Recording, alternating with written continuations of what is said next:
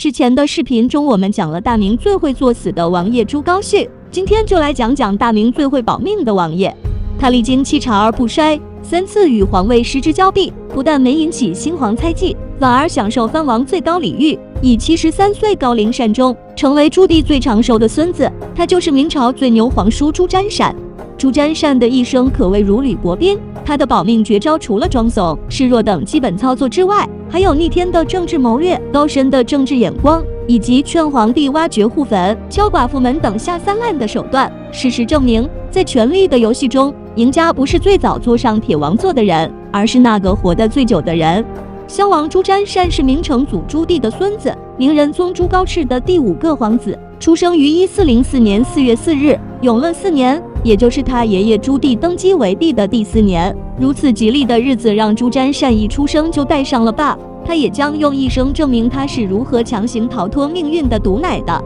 朱瞻善是朱高炽的嫡子，按理说是有皇位继承权的，但朱瞻善没有任何机会，因为他的好大哥朱瞻基实在太优秀了，嫡长子朱瞻基的璀璨光芒碾压了他的所有弟弟。正因为有这样的哥哥，朱瞻善压根没有争夺皇位的心，一心做个逍遥王爷。朱棣夺权后，为防止靖难之役重演，致力于将明朝宗室圈养起来，这在明后期造成了一些麻烦，但对明朝前中期来说，被养成猪的明朝王爷没有了军权，整日安于逸乐，确实对政权稳定起到了一些作用。但朱瞻善的日子没有逍遥太久，很快他爹出事了。他爹朱高炽驾崩后，皇位自然是太子朱瞻基的，然而太子正在南京，外面又有皇叔朱高煦虎视眈眈。关键时刻，太后张氏密令朱瞻善监国，直到朱瞻基赶回北京继位，这是朱瞻善第1次监国。虽然有短暂的权力巅峰，但他清楚地知道自己只不过是替朱瞻基看家，这个皇位是争不过大哥的。正因为朱瞻善对权力的无所谓，1年后的1426年，当他的叔叔朱高煦谋反，朱瞻基率军亲征时，朱瞻善再次监国，并光荣地完成了任务。随后朱瞻善又当起了闲散王爷，但他这次也没有安逸太久，因为他哥出事了。朱瞻基确实是个好皇帝，历史上对他的评价非常高，唯一遗憾的是寿命太短，去世时只留下2个年幼的儿子，太子朱祁镇当时只有9岁，次子朱祁钰更是只有8岁。这时不知是谁放出了风声，说主少国疑，低声事端。毕竟朱棣当年欺负侄子朱允炆的事还历历在目。时年32岁，年富力强还有贤王美名的朱瞻善一下子被推到了风口浪尖。所谓人在家中坐，锅从天上来。不过还好，此时太皇太后张氏站了出来，召集群臣入殿，当众称呼朱祁镇为新皇帝。有了张氏的呼声，群臣立即下跪，3拜9叩，算是承认了朱祁镇这个新帝。多亏了太皇太后张氏，也就是朱瞻善的亲娘，这一次皇位风波有惊无险的过去了。但下一次没了亲妈的庇护，朱瞻善就没这么容易过关了。土木堡之变后，朱祁镇被瓦剌军队俘虏，一时之间朝野震动，人心惶惶。大明实力如何暂且不论，但论气骨，老朱家的绝对不弱，不和亲，不赔款，不割地，不纳贡，就是皇帝被俘虏，干脆连这个皇帝也不要了。朝臣一致决定拥立新君。此时的太子朱见深刚刚2岁，又遇到了主少国疑的问题，并且这一次比上一次更严重，因为大明急需一位明主站出来解决眼前的困境。于是关于皇位继承人又出现了2个候选人，一个是朱祁镇的弟弟朱祁钰，朱祁钰此时正在监国，自然是有力的竞争对手；另一个就是朱瞻善。之所以又把他提了出来，主要是因为孙太后的私心，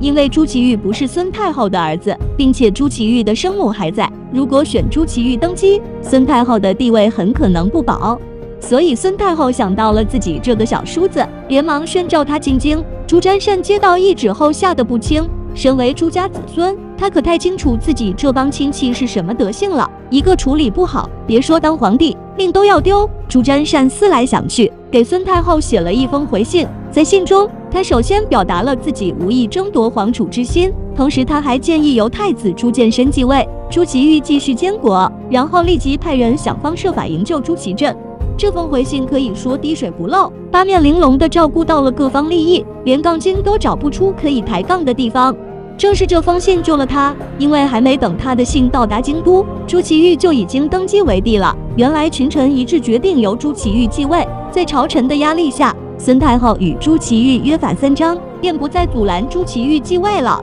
可以预见，如果朱瞻善接到宣诏后立刻进京，绝对没好下场。所谓事不过三，朱瞻善心想这回应该没我的事了吧？但是不巧，景泰8年，朱祁钰病重，朝臣们又开始讨论起继承人的问题。之前说过，朱祁钰登基前与孙太后约法三章，其中最重要的一条就是让朱祁镇的儿子朱见深继续担任太子，将来的皇位还是要回到朱祁镇一脉。朱祁钰同于谦等人打退瓦剌后，瓦剌人为了恶心朱祁钰，挑起宫廷内部纷争，故意放回了被俘的朱祁镇。朱瞻善这时特地上书朱祁钰，希望他能善待自己的哥哥，但朱瞻善没指望上书能起到作用，他这是给自己加护身符呢。品尝到权力滋味的朱祁钰不愿再放手，命人将回国的明英宗关起来，不得接触任何人。如此一来，等太子朱见深继位，势必要报复朱祁钰的后人，为自己的亲爹出气。朱祁钰便先下手为强，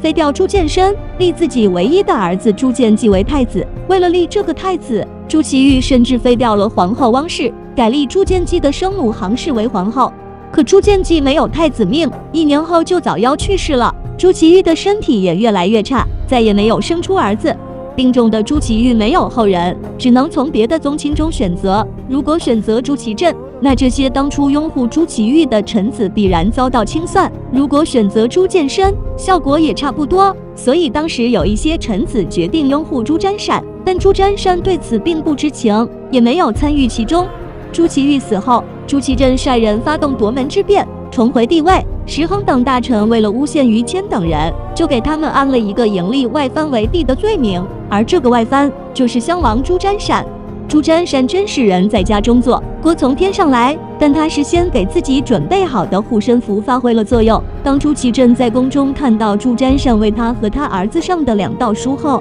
发现自己误解了皇书，于是下旨召朱瞻善回京，既是赏赐，也是借机试探皇叔是否真有野心。朱瞻善进京后，为表忠心，建议朱祁镇毁掉杭皇后的寿陵。对杭皇后恨之入骨的朱祁镇正有此意，只是无法开口。见朱瞻善这么上道，非常满意，立即派兵毁掉了寿陵。杭皇后一生只有朱见继一个儿子，还早夭了。这次被毁陵，也就相当于挖掘户坟。朱瞻善也因为这一系列的操作受到了优待，他在长沙的封地被改到了襄阳，继续过起了潇洒的王爷生活。7年后，朱祁镇去世，这次继承皇位的就是当年被朱祁钰废了的太子朱见深，现在已改名为朱见如。对于朱瞻善来讲，危机又一次来了。一朝天子一朝臣，朱祁镇虽然对他礼遇有加，但朱见如性情怎样，他不清楚。朱瞻善想到了一个非常损的主意，用来试探朱见如。他建议朱见如将朱祁钰唯一还活着的亲属